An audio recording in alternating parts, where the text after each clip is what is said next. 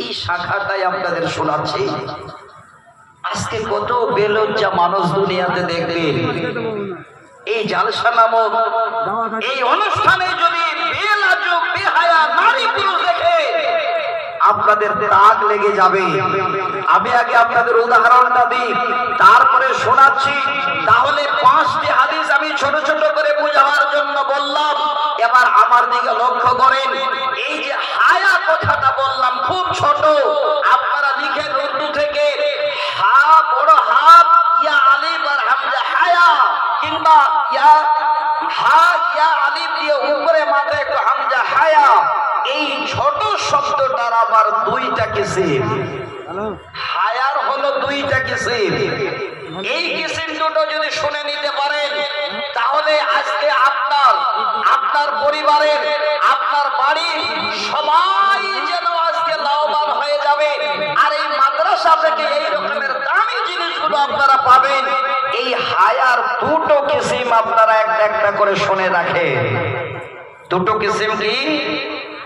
একটা হলো ফিতরি হায়া, দ্বিতীয়টা হলো ঈমানি হায়া।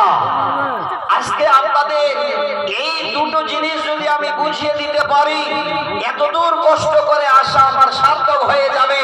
সারা জিন্দেগি যদি আপনারা নিতে পারেন, আপনার যেন কোনোদিন এই জায়গা থেকে আপনার হায়া সরে যাবে না, ঈমান সরে যাবে না।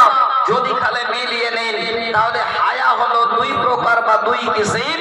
একটা হলো ফিতরি হায়া আর একটা হলো ঈমানি হায়া। ফিতরি হায়া কাকে বলে?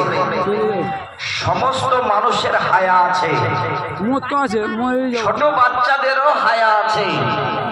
একটা উদাহরণ দিচ্ছি, ভালো করে শুনবেন। আমি আমার নিজের উদাহরণ নয়, যতগুলো কথা বলবো প্রত্যেকটাই কিতাবের উদাহরণ এবং দলিল দিয়ে। ছোট একটা লড়কা আপনার ঘরে আছে, 1-1.5 সাল বয়স। এবার আপনি বাবা ওই ছেলেটাকে গোসলটা দেওয়ার জন্য আপনার সাথে নিয়ে গেলেন রাস্তার ধারে বা পুকুর পাড়ে। ছেলেটাকে এবার আপনি গোসল দেবেন। ডলে পানি নিয়েছেন, ছেলেটার মাথায় পানি দেবেন। তার আগে আপনি ছেলেটার জামা কাপড় খসিয়ে দিলেন, গঞ্জি খসিয়ে দিলেন।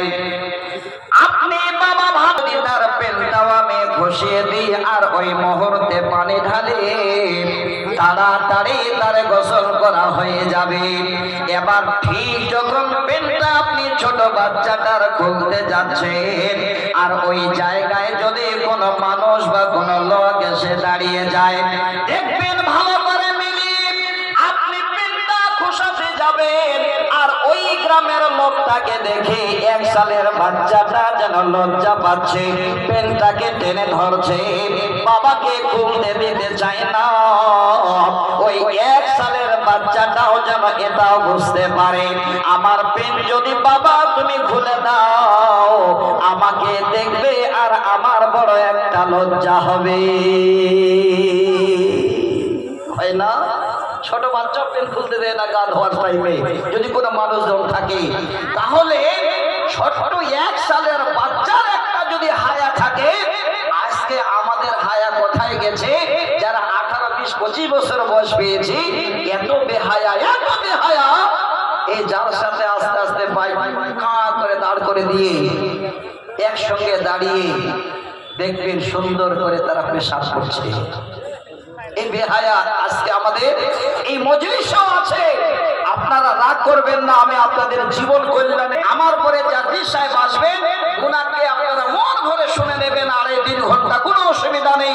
আমার যেইটুকু টাইম আমি যদি আজকে বলার সুযোগ পাই, আপনাদের জীবনের একটা ইনশাআল্লাহ খোরাক আপনার খোরাক পেয়ে যাবেন। এবার আমি উদাহরণটা শুরু করলাম। ছোট একটা বাচ্চারও হায়া। সূরাটার নাম পড়েছিলাম সূরা আরাফ, আয়াত নাম্বার পড়েছিলাম 33। আবার ভালো করে শুনে, তার আগে একটা আয়াত আছে, আয়াতটা হলো 22 নম্বর আয়াত সূরা আরাফ। এই আয়াতের হাওয়ালা দিচ্ছি যে হায়া কত বড় মানুষের যেন কাছে থাকে। শ্রেষ্ঠ মানব, প্রথম সৃষ্টি হযরতে আদম আলাইহিস সালামকে। নিশ্চয়ই আমরা জানি আপ মানে হলো বাবা আর বাশার মানে হলো মানুষ, মানুষের বাবা মানে হযরতে আদম আলাইহিস সালাম। একটু মিলিয়ে নেবেন। যারা এখানে বসে আছেন ফ্রেশ মেজাজে, আমার স্বামী মাস্টার ভাইকে 15 মিনিট আজকে এই মাদ্রাসার জন্য ভিক্ষা করব, শেষের বেলায় দান চাইবো। ভিক্ষা মানে মনে করিয়ে না যে ফকির এসেছে, না, আপনাদের কল্যাণের জন্য আয়াত করে রেখেছি। আগে আমাকে একটু বুঝাবার জন্য বলার সুযোগ দেবেন। হযরত আদম আলাইহিস সালামকে আল্লাহ সুন্দর করে বানালেন, রূহ দান করলেন, আল্লাহ জান্নাতে দিলেন, তিনার সঙ্গিনী দিলেন। শোনে তাড়াতাড়ি করে আল্লাহ পাক বলে, আদম ওরে হাওয়া, আমি আল্লাহ তোমাদের যেমন তেমন জায়গা দিলাম না, আমার জান্নাতে জায়গা দিলাম। আমার জান্নাতে যেখানেই যাওয়ার খুশি যাও, ঘুরো ফিরো আনন্দ করো, তোমাদের দুইজনের জন্য জান্নাত। তবে আদম, আমি আল্লাহ তোমাদের একটা কথা বলছি, আমার কথাটা মেনে নিও। ওয়ালা তাকরাবা হাযিহিস শাজারা, হে আদম, হে হাওয়া, আমার জান্নাতে যেখানে যাওয়ার খুশি যাও, যেখানে খাবার খাও, যেখানে ঘোরার ঘোরো, শুধু একটা কথা আমার মেনে নিও। ওই জান্নাতের ভিতরে যে একটা গাছ আছে, ওই গাছের ধার পাশে যেও না, ওই গাছের ফল তোমরা ভোগ করো না। এটা বাদ দিয়ে আমার জান্নাতে তোমরা আনন্দ করো, ঘুরো ফিরো থাকো। জানা কথা। এখান থেকে হায়া কি বুঝবো আসেনি, আপনাদের দিতে চাচ্ছি। এবার যে কোনো চক্রান্তে আমরা জানি আদম আর হাওয়া দুইজন মিলে জান্নাতের সেই গাছের কাছে গিয়ে ফল খেয়ে নিল। এবার দেখেন, এটাই হলো আজকে আমার বিষয়। আল্লাহ পাক যেন নারাজ হয়ে গেলেন। আল্লাহর কোরআন সূরা আরাফের 22 নম্বর আয়াত, সঙ্গে আল্লাহ বলেন, ফালাম্মা তাকাশ শাজারাতা বাদাত লাহুমা সাওআতুহুমা ওয়া তাফিকা ইয়াখসিফানি আলাইহিমা মিন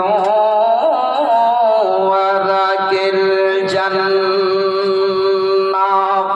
আল্লাহ পাক বলেন, ওরে আদম, হে হাওয়া, আমি দুইজনকে তোমাদের নিষেধ করেছিলাম, আমার কথা তোমরা মানোনি।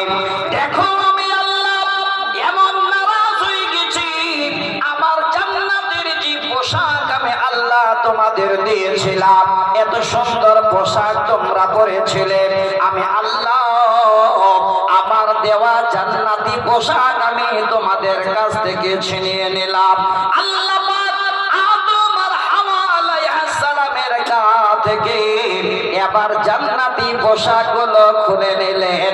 ভালো করে বুঝেন, জান্নাতে দুইটাই মানুষ আছে, আদম আর হাওয়া। কোন রকমের পোশাক নাই, উলঙ্গ হয়ে গেছে, লেঙ্গা হয়ে গেছে, আর জামা কাপড় নাই। আল্লাহর জান্নাতের জামা ছিনে নিয়েছেন। ওরে আমার বাপ, দুইজনের দুজন হায়া বেড়ে গেল, এত লজ্জা বেড়ে গেল। এই রকমের অবস্থায় কি করে জান্নাতে থাকা যায়? এবার জান্নাতের গাছের কাছে গিয়ে পাতাগুলো ছিঁড়ে ছিঁড়ে নিজের এবার আব্রু ইজ্জতকে ঢাকায় হযরতে আদম আর হাওয়া দুইজন মিলে এতই লজ্জা পেয়ে গেলেন। এবার জান্নাতের পাতা গাছের ছিঁড়ে ছিঁড়ে তারা জামা কাপড়ের মতো করে তাদের ইজ্জতে ঢাকা।